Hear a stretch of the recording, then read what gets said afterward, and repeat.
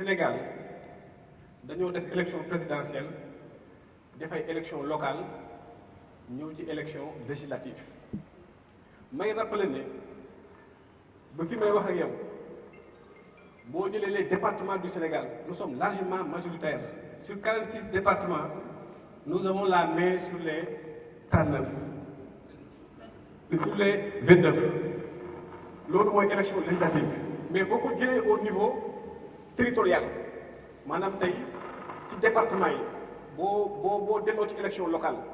ba fi may waxee yow nii demaguñ élection locale nous avons remporté largement les communes et les conseils départementaux du Sénégal donc loolu majorité la maintenant bu ngeen jëlee élection législative yi passé ngeen bu ko comparer élection yi il faut ngeen intégrer que ne nekkatuñ ci bipolarisation nekkatuñ ci bipolarisation encore que dafa am mouvance présidentielle am coalition Yewwi am coalition Wallu am coalition Aar coalition yooyu yëpp amu fi woon lors des élections législatives et malgré la prolifération de toutes ces coalitions nous sommes toujours majoritaires et nous sommes devant donc politiquement il y a une évolution ci formation coalition yi dans ce pays. championnat bu ne dafa am lu ñu siy ut donc ñun élection bi ñu dem élection législative la peuple sénégalais bi nga xam ne moo war a tànn ay ndawam yu koy teewal ci assemblée nationale parti politique bu nekk jóg wala coalition de parti bu nekk jóg dem dagaan baatu askan wi yépp nag mënuñoo waxandoo ci benn baat donc ku nekk askan bi pàcc bu ne day am ku muy tànn ci way jongante ñu ne nag bu loolu jeexee dañuy xool ci way jongante yi kan moo raw donc bi ñuy dem juróom-ñetti way jongante moo amoon way jongante bi ci génn raw mooy la coalition Benno Bokk Yaakaar. loolu aussi il faut que ñu intégrer ko mais ba fii may wax ak yéen nous avons la main sur les départements nous avons la main sur les communes maintenant élection législative la nañu xool yeneen élection li fi am et boo ko jëlee au niveau des voix presque 3 millions d'électeurs les 1 million plus de 1 million 500 000 ont voté pour toi mais lu ngeen bëgg lan mooy majorité. ka ca topp en deuxième mooy la coalition Yewwi Askan Wi ka ñëw en troisième mooy la coalition Wallu Askan Wi ak ñeneen ñi topp ci ñi nga xam ne jot nañu am benn député wala yooyu bu loolu paree conseil constitutionnel bi nga xamante ni moo yilif lépp luy dogal maanaam wàllu yoon ci suñu réew kooku mooy daaneel wax ji wax ne lii moo am ci loolu nag dafa war a wax ki nga xam ne moo raw ba pare séddale li ñuy wax chaise yi nga xam ne ñoo nekk ci assemblée nationale bu séddalee chaise yi Benno Bokk Yaakaar am li ci ëpp ndax bu dee député yëpp dañu war a nekk ci benn lim Benno Bokk Yaakaar am na ci 82 loolu nag man loolu sama avis personnel la ak loolu benn contribution ba may teg dafa nekk avancée démocratique ci suñu réew. lan mooy majorité dans ce pays ñoom ils se sont partagés la moitié de l'électorat en d'autres termes nous avons toute la moitié avec nous donc nous sommes majoritaires encore que wax nañ ko sànq am na ay ingrédients yu dugg ci élection yi duñ ne résultats yi duñ ko nangu waaye nañ nangu également que ne daanaka boo jëlee à partir de Fatick jëm tout le sud da doon taw et 2 ans yu ñu jógee dafa nekk 2 ans yu métti mais malgré toutes ces considérations malgré l'éclatement des coalitions nous sommes toujours majoritaires donc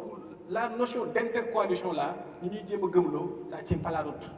nee naa la à Fatick et un peu partout booy ñëw di voter si da ngay jël coalition Yewwi Askan Wi jël coalition Wallu donc ce n'est pas une force politique bu jàkkaarloo ak la coalition Benno Bokk Yaakaar donc encore une fois de plus ñun ci 5 ans yi nekk nii de toutes les élections yi fi jàll yépp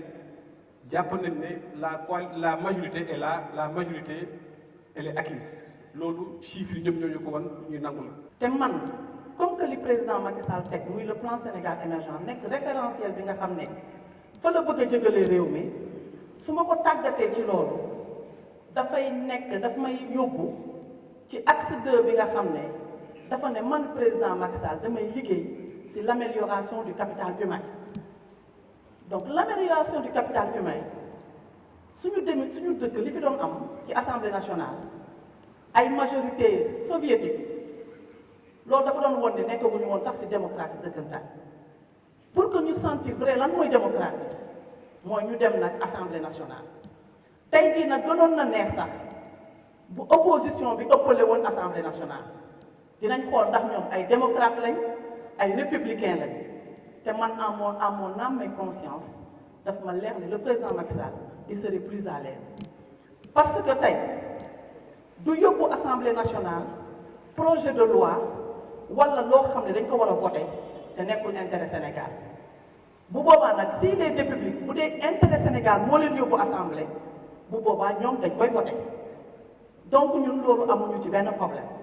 Je pense que président Macky Sall lu ko nit bañ ci réew mi nangul ko c'est un démocrate, c'est quelqu'un qui sait partager le pouvoir. Et loolu c'est pas la première fois de toute l'histoire politique de ce pays. C'est le seul président qui a su maintenir en vie de façon dynamique une coalition plus de 12 ans. Partager les responsabilités dans ce pays, les institutions, le gouvernement, les directions, lépp la ñu partagé nekkuñu ci doxalinu moomel yi donc ñun que la présidence de l'Assemblée nationale ñëwaat APR wala mu dem feneen du lu nouveau parce que depuis 2012 on partage. Deuxième bi muy le président Pape Diop sa décision bi ñu jógee ba léegi dafa am beneen forme de définition de la politique bu am ci suñu réew. Politique tiital nit ñi ak di toucher nit ñi dans leur honneur loolu bokkul ci politique loolu ce qu'on appelle les résidus de la médiocrité mais loolu c'est pas de la politique parce que politique science la dafa mel ni dama leen koy jox exemple en médecine dañuy am loo xam ne ce qu'on appelle la thérapie li ñuy faj dañuy jox ni ay nit garab yoo xam ne dañ leen di faj mais il y a ce qu'on appelle l'effet placebo te xam ngeen ko l'effet placebo mooy jox nit ay garab yoo xam ne gëmloo ko ni ko yaa ngi koy faj alors que da koy nax donc aujourd'hui dafa am ay paramètres yu dugg ci suñu politique te bokkul ci politique. su dee situation politique bi loolu la laaj lu ci président Macky Sall def encore une fois de plus nangul nañ ko dinañ ko ci accompagner dinañ ko ci jàppale. Donc on ne fait pas de fixation sur la présidence ñun li ñu bëgg mooy ñu continuer la dynamique de transformation structurelle du pays lu mu laaj nag loolu lu mu laaj jaral nañu ko donc loolu mooy ñaari question yi ma bëggoon tontu di rappeler encore une fois de plus à l'attention de notre parti à l'attention de nos alliés à l'attention des Sénégalais tey plus que jamais tey muy tey di ëllëg président Macky Sall ñu ngi koy war na suñu taxawaay ci wetam di ko jàppale di ko accompagner ci combat yi nekk suñu kanam loolu. Politique c'est des rendez-vous aujourd'hui tey jii Sénégal député bu ñu fal maanaam une partie ci askan wi ñoo la fal waaye bu ñu xasee ba ne député nga boo demee assemblée nationale sénégalaise yépp ñoo la fal.